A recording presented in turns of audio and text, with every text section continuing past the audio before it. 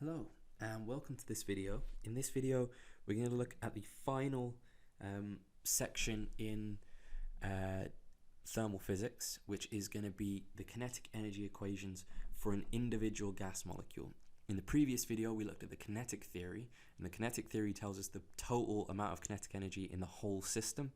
And now we're going to say, if we were to just take a single gas molecule, how would we then get the energy of a single gas molecule? And you don't need to know the derivations of these, but I'm going to introduce you to a theorem that's not on the spec, but just so I feel like it makes a little bit more sense, I'm going to show them to you in this way. Now, the kinetic energy equations of a single gas molecule start off pretty straightforward on the formula sheet. Your first one is just taking the idea that we know that kinetic energy is a half times mv squared. But like we said in the kinetic theory of gases, we're not necessarily going to get a constant velocity anymore.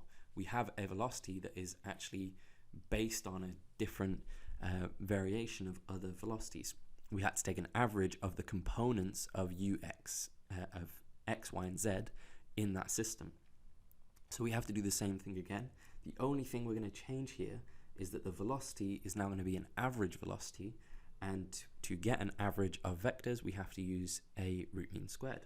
So this now becomes just the kinetic energy is 1/2 of m times c RMS squared, and this is how it is written in your formula sheet. So this one is fairly straightforward. There's nothing really too complicated about the theory of this. It's just the idea that we have to take a average of the velocities, since we know that it's going to move velocities very quickly even if it's just one individual molecule, because like we said in one of the ideal gas videos, that it has something called Brownian motion, which is random motion. So at any 1 second it could completely change velocity, so we have to take an average of its velocities at any 1 second.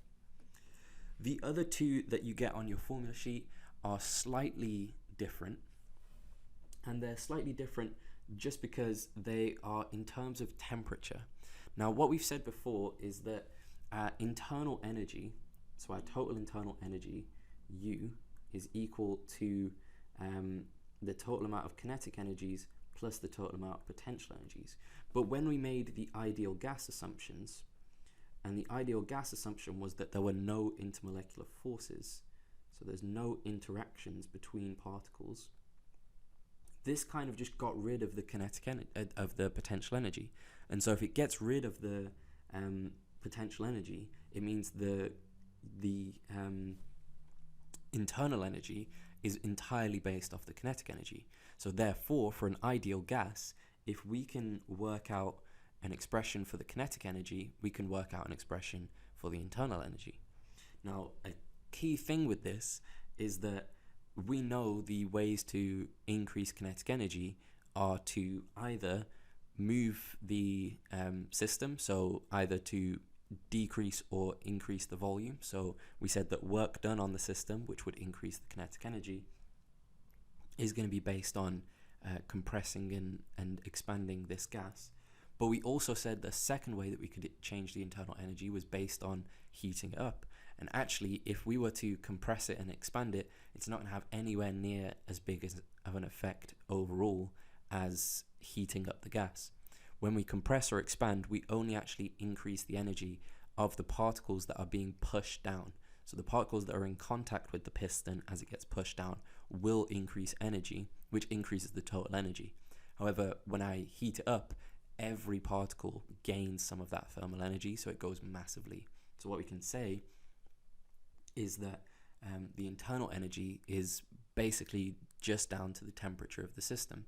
The higher the temperature, the more internal energy we're going to have. And we actually get a theorem. This is something that you don't have to know, so I'm going to put this with a star next to it because this is extra information for anyone who wants to do university physics or university engineering. You will probably come across this, but it's called the equipartition theorem. And this theorem basically just is derived from a bunch of maths, and you get to a quite nice result. You find that in the equipartition theorem, each degree of freedom, and I'll state what a degree of freedom means in a second, but each degree of freedom contributes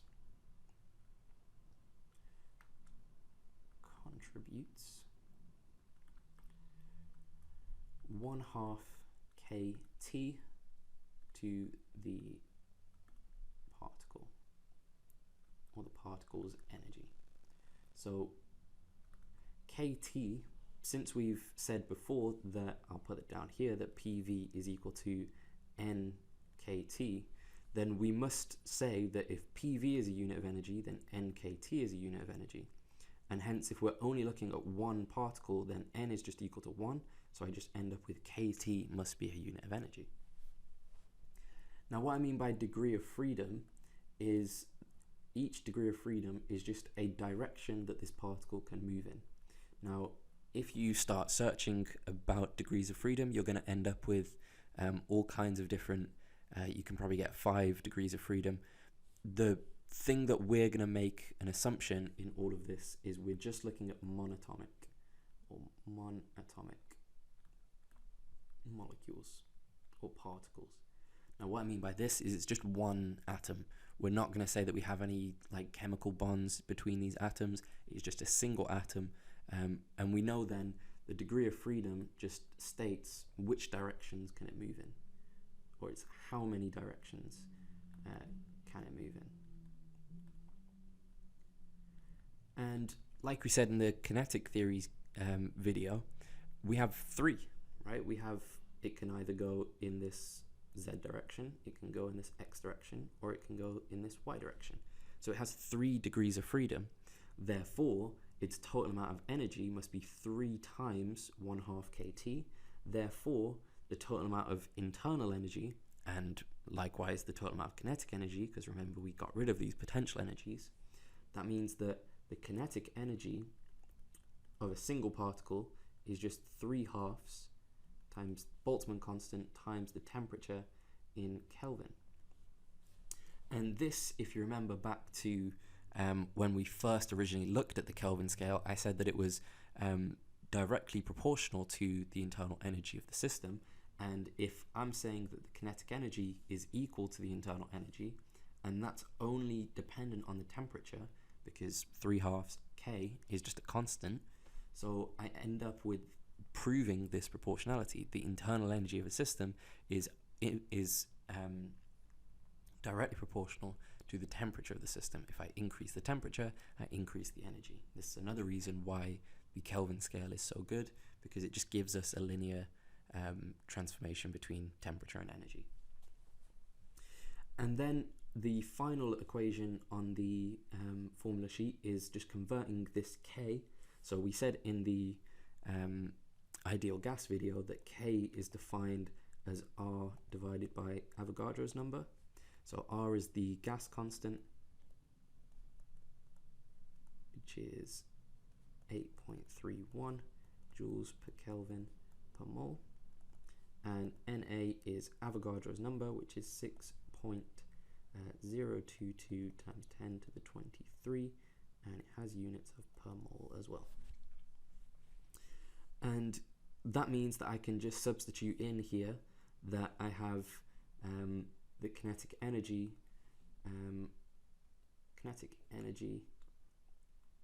could also be equal to 3 R over 2 Na times T.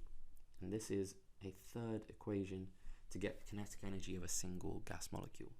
Now, these are all 3 of the formulas that are given on your formula sheet, and because all of these things are the kinetic energy, you can equate these in any way you like.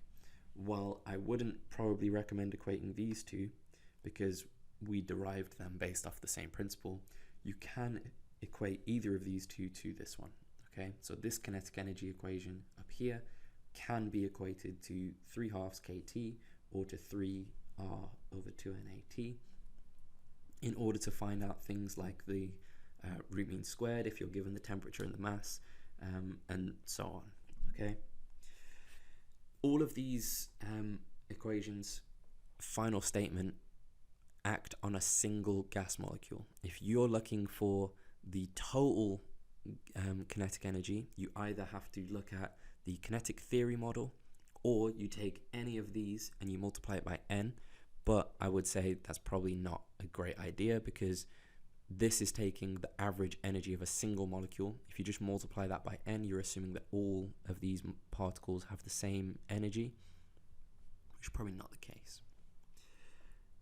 But yeah, these are your kinetic energy equations. You don't have to know the equipartition theorem or the degree of freedom, but you do have to know the equations that come out of that. Thank you for watching.